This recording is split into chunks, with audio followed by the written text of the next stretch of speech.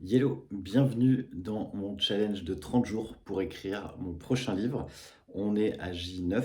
J'ai passé la journée aujourd'hui dans ma voiture pour un long périple, un long trajet.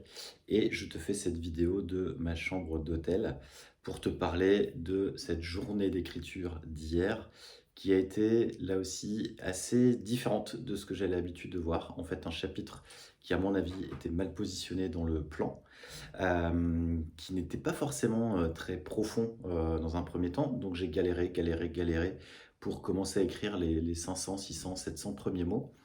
Et puis un petit déclic s'est fait. À un moment où je me suis dit: «J'écris ce chapitre en sachant pertinemment qu'en fait, il va être complètement passé à la poubelle».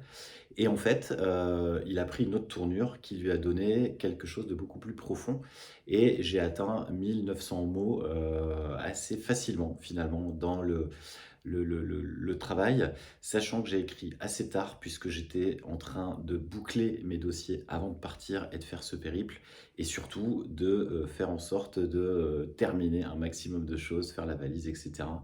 Mais j'avais absolument besoin de faire ces mots et aujourd'hui, l'écriture va être encore plus délicate. Je suis rentré, je suis totalement explosé, j'ai mangé et j'ai qu'une envie, c'est d'aller me coucher, surtout que le lit est juste là. Mais je vais écrire et tout ça aussi parce que Hélène, qui est juste à côté, elle aussi va écrire et donc ça va me motiver. Et je pense que ce qui est, à mon avis, important depuis le début de ce challenge, c'est aussi de le faire à plusieurs. Et je ressens en tous les cas une forme de reconnaissance pour Hélène qui m'a embarqué dans cette aventure.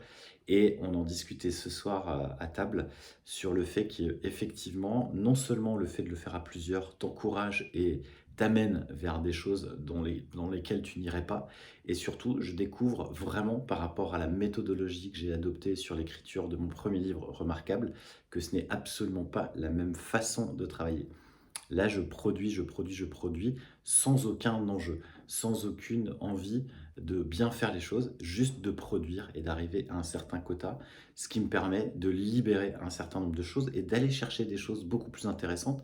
Et je pense qu'on va arriver au même résultat que sur la première version de Remarquable, qui n'était pas tout à fait géniale, je dois le dire, mais qui s'est vraiment améliorée avec le temps par les relectures, par la mise en place d'exercices, par la mise en place de nouveaux exemples, etc., etc., et avec les feedbacks des lecteurs. Voilà. Euh, Et donc, pour le coup, je pense qu'on va avoir une autre méthodologie et c'est ça qui est intéressant. En tout cas, merci de me suivre, merci pour les commentaires que je reçois et je te dis à demain si tout va bien. Salut.